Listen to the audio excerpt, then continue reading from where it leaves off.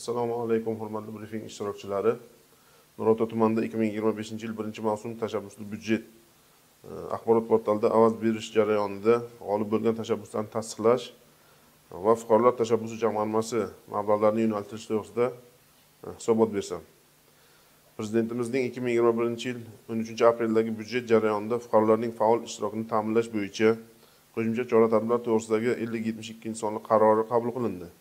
Hamda O'zbekiston Respublikasi Oliy Majlisi Senatining 2024-yil 30-yanvardagi 666-sonli tashabbusli byudjet jarayonlarini o'tkazish hamda moliyalashtirish tartibi to'g'risidagi nizom tasdiqlash to'g'risida qaroriga asosan tashabbusli byudjet jarayonining 25-yil 1-mavsumi o'tkazildi. Byudjet jarayonida fuqarolarning faol ishtirokini ta'minlash maqsadida fuqarolar tashabbusi jamg'armasi yil boshiga qoldiq mablag'lari 1,324,300,000 so'mni tashkil etib, 2025-yil 1-mavsum doirasida byudjet parametrlari rejalashtirilgan mablag'larning 50% hisobidan 9,999,000,000 so'm va erkin qoldiq mablag'lari va iqtisod qilingan mablag'lar bilan qo'shib hisoblanganda jami 12,224,500,000 so'm mablag'lar yo'naltirildi. Nizom talablariga muvofiq fuqarolar tashabbusi jarayonida g'olib takliflarni aniqlash 3 ta bosqichda amalga oshirildi. Birinchi bosqich bu qabul qilish bosqichi bo'lib, joriy yilning 1-fevraldan 20-fevralgacha o'tkazildi. Bunda fuqarolar tomonidan ochiq byudjet axborot portali orqali mavjud muammolarni bartaraf etish maqsadida jami 123 ta loyihalar va takliflar bildirildi. Ikkinchi bosqich ko'rib chiqish bosqichi bo'lib, 25-fevraldan 7-martgacha davom etib, bunda ochiq byudjet axborot portaliga kiritilgan takliflar sohalarga ajratilib, tadbirlar summalariga aniqlik kiritildi va ishchi komissiyaga taqdim etildi. Fuqarolarimiz tomonidan bildirilgan 123 ta takliflar ishchi komissiya tomonidan belgilangan tartibda o'rganilib, 117 ta taklif ovoz berish bosqichiga o'tkazildi. 3-bosqich targ'ibot bosqichi bo'lib, 8-martdan 10-martga qadar davom etdi. 4-bosqich bu ovoz berish bosqichi bo'lib, 10-martdan 20-martga qadar davom etdi. Ovoz berish bosqichiga o'tkazilgan 117 ta takliflar uchun fuqarolar tomonidan tashabbusli byudjet axborot portaliga jami 28,229 ta ovozlar kelib tushdi. Joriy yilning fevral-mart oylarida tashabbusli byudjet axborot portalida takliflarni qabul qilish, ko'rib chiqish hamda ovoz berish jarayonlari yakunlangandan so'ng fuqarolar tomonidan bildirilgan quyidagi takliflar tizim tomonidan avtomatlashtirilgan tarzda ochiq byudjet axborot portalida g'olib deb topildi.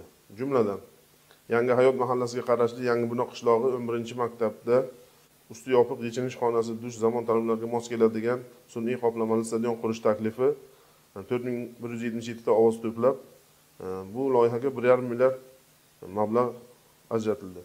Nurota tumani Jarma mahalla fuqarolar yig'ini Xayrobod qishlog'ida 48-umumta'lim maktabiga zamonaviy sport zali va maktab binosiga kirish uchun fay qurish masalasida bildirilgan taklifi 3876 ta ovoz to'plab, bu loyihaga ham 1,500,000,000 so'm mablag' ajratildi.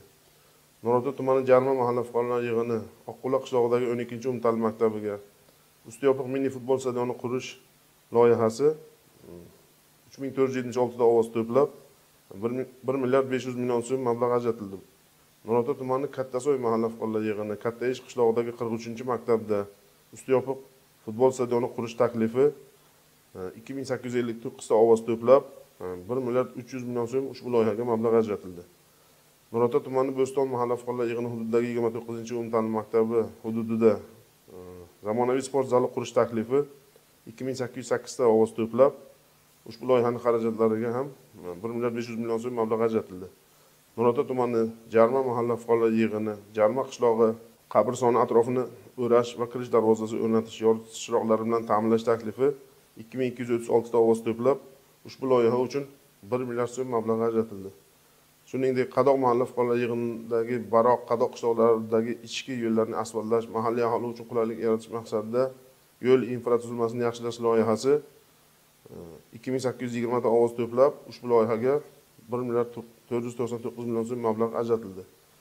Shuningdek, Nurota tumanidagi Muruvvat nogironligi bo'lgan shaxslar uchun erkaklar internat uyiga basketbol va voleybol o'yingohlari qurish, tashqi devorlarni ta'mirlash, hammom, yuvinish xonalari, yotoqxona binolarini ta'mirlash taklifi 1654 ta ovoz to'plab, ushbu loyiha xarajatlariga 1,5 milliard so'm mablag' yo'naltirildi. Demak, 2025-yil 1-mavsum doirasida jami 8 ta loyihalar g'olib deb topilib, ushbu Mablag'lar ushbu loyihalarga ajratiladigan mablag'lar jamisi 11 milliard 200 million so'mni tashkil etadi. Amalga oshirilgan ishlar yuzasidan qisqacha axborotim shu. E'tiboringiz uchun rahmat.